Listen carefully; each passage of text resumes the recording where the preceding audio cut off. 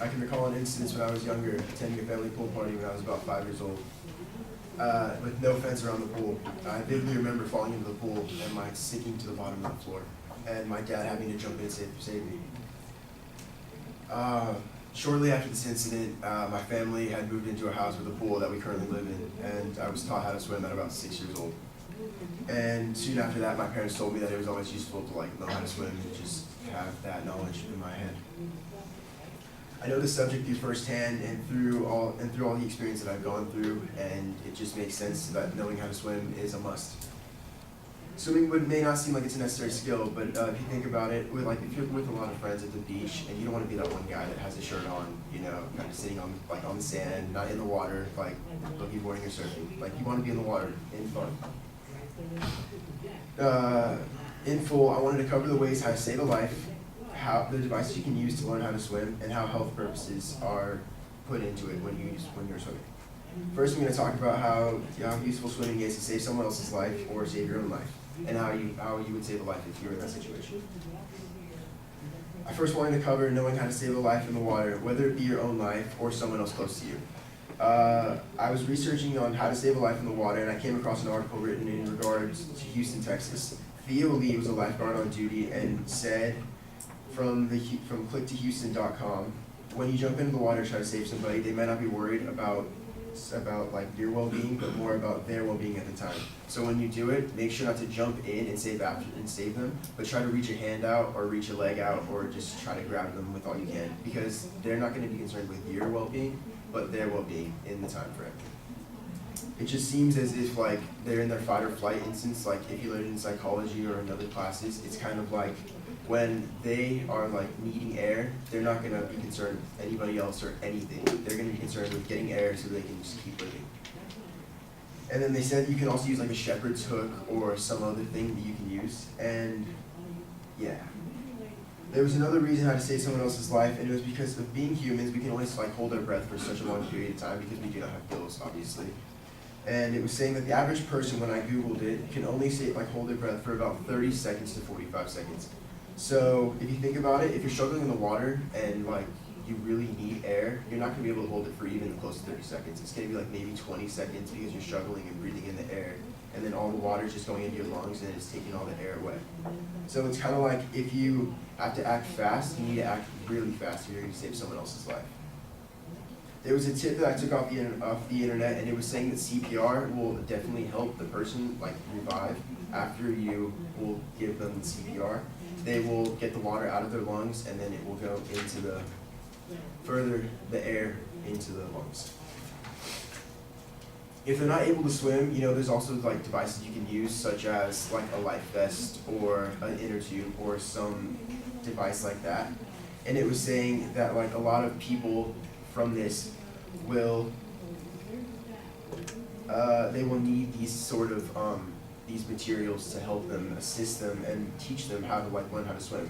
So it was saying that like having a life vest and an inner tube and just like a floaty, like the floaty wings or whatever when you're a little kid, like going to like different places, they provide them for you. Like if you go to like Splash Water Park, like the lifeguards will tell you if you don't know how to swim, they're going to give you a life vest or they're going to give you something just to help you out. And it was saying that like a lot of lifeguards will make sure to keep a close eye on those kids that do have those on, because a lot of kids tend to take them off. And there was a big percentage of kids that had passed away or actually just noticed the whole thing of drowning and such at like water parks. And there was a percentage that was 65% that I found on the internet, but I don't have the source. But it was and it was that, and I was noticing that a lot of people aren't going to try to be a lifeguard in their like whole life, so like why does this matter? But it's kind of like if you have a kid and stuff, you want to like teach them how to swim. They want to know, they need to know how to swim, and it's just a must to know, just for all over. There's always water parks and such all over the world. And it was saying that it can teach them how to stay afloat. So then, like when the body isn't definitely like knowing how to swim, it will just sink to the ground. So if you learn how to float and such, it will keep the body on the surface of the water, so you can technically breathe while you're like still laying upwards. I'm not going to demonstrate or anything, it'd be kind of weird. But it was just to show how to do that. And then I had some visual aids. That was on how to save a life right there. And it was reach with a sturdy object if you could. And it was devices for swimming, like the kids going. And then next, well, since I told you about some of the devices you can use while swimming, I'm gonna go over some of the health reasons that swimming is like super good for you. Swimming is used all over the world and is a great way to burn calories and enjoy it in the process. I'm going to speak on how swimming is used for fitness and weight loss, and how it's better for the body than running on a treadmill or another exercise machine, and how it's used in athletics in high school and other places. Looking at it from a fitness perspective, I know that swimming has its advantages, such as a quick way to burn calories, and it's a pretty awesome way. If it's really hot outside, you don't want to go running at the track. You want to go in the water and get inside the water. It was saying that I looked up on muscleevo.net, and it said swimming is used for all your major muscle groups, and it places a vigorous demand on your heart and lungs at the exact same time. I know from a personal experience that swimming, it can make like the whole body feel sort of just under tension the entire time. It's not like running where you're only using your legs and you don't really have to use like your arms if you don't really need to. But it's like swimming demands like both upper and lower abdominal movement. And I looked it up from 110pounds.com, and it stated that you have to be able to move your arms and body through the water to kick, and also the stroke. It's called a breaststroke, and it's more like this, and it's a huge shoulder workout, and it's great for the core and like for the abdomen and all of this, everything like that. And it was saying that this stroke will actually help the body out with all major movements. Gliding through the water in a swift motion is a lot better than stomping down on a treadmill, which I've researched. And when I asked somebody in my local 24-hour fitness that I attend, they said that running on the treadmill, it ruins the cartilage in the knees, causing major pains after extensive amounts of time. While in the pool, it's great to just do a full body workout without putting a lot of strain on the body. I looked up on livestrong.com, and it said that treadmills let you have a great cardiovascular workout, but in all seasons. But if you're worried about the risk on your knees, it's definitely better to go in the pool. And it just goes to show that after a long extensive period, there's a lot of wear and tear that can be on your knees. And it says that most physicians will honestly tell you that the treadmill is still a great way for cardiovascular activity, but at the same time, it's also better just to see it. And then another experience that I noticed was when you're at the gym, sometimes you see people like this in the pool, and I awkwardly walk by to go to the bathroom, and I just don't want to look because they're all in there dancing and such, and it's kind of weird to see, so I just kind of quick look, glance, that's it. And then, but it's great that these people are honestly in the water and doing some physical activity at the gym. It's just surprising because only old people are in this pool whenever I go there. And then I'd also noticed that at my high school that I had attended, a lot of people play water polo and do swim and dive at the school and for a physical activity. And it was saying that a lot of people do this sport because it does require demand on the entire body. But I had no desire to wear a Speedo or anything like that, so I didn't play water polo. One of my friends is a swimmer, and he had told me that the practices in the pool are so much more demanding than just running on the treadmill or anything like that. Well, knowing that that swimming is used for a variety of activities is better for the body than running, it makes sense for people to know how to swim. Now that I've found some ways to explain how water is less harmful on the body than land is, I'm going to sum some of the points. In conclusion, I know that saving a life in the water is a must for just life in general, and always remember to stay safe and help another person out because they're looking to stay alive, and don't jump in to save them.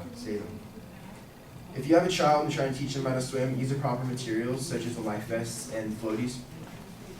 And finally, swimming is good for your health. It also repairs the body and it's a great means of cardio. Just think of it this way: no one wants to be at the pool party and has to keep their shirt on.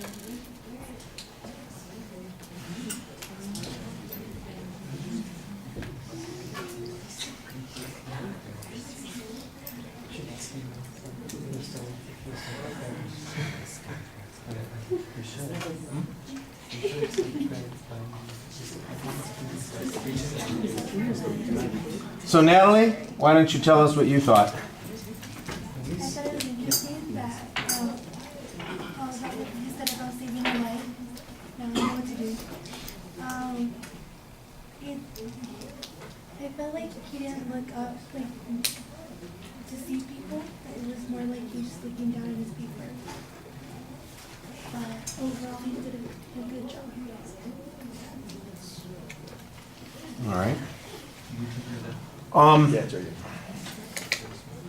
I like the attention device at the beginning, and I know your topic is very clear. I think your thesis is a little bit less specific than it ought to be. It sounds like it's really going to be about why swimming is important to saving your life, and then it gets to be broader than that. So I think that you can talk about the 3 points that you have in the speech, but you need to have a better way to bring them together at the beginning of the speech, because it feels a little bit disjointed as you're going through. It's like we start off with the one thing about life saving, the next thing we're talking about is exercising in the water, and they don't automatically feel like they're connected to each other. So there's got to be a better purpose statement to fix that sort of problem, and I think that that's the issue that I have with the organization too, because I can't really tell why certain points are being developed here. Now, to me, the clearest transition that you had was to the argument or to the material about swimming having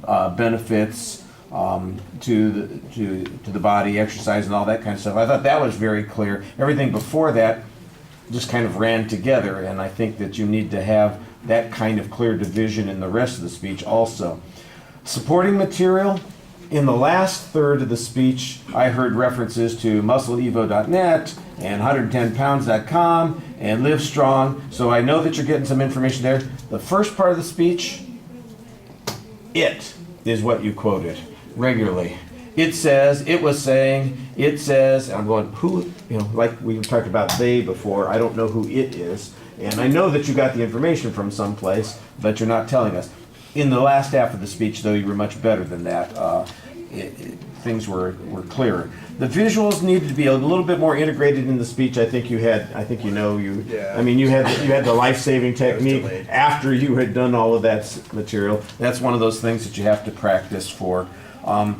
You do read a little bit more than you want. I thought that you were doing better in the beginning of the speech, and that you started reading more and more the deeper you got into the presentation.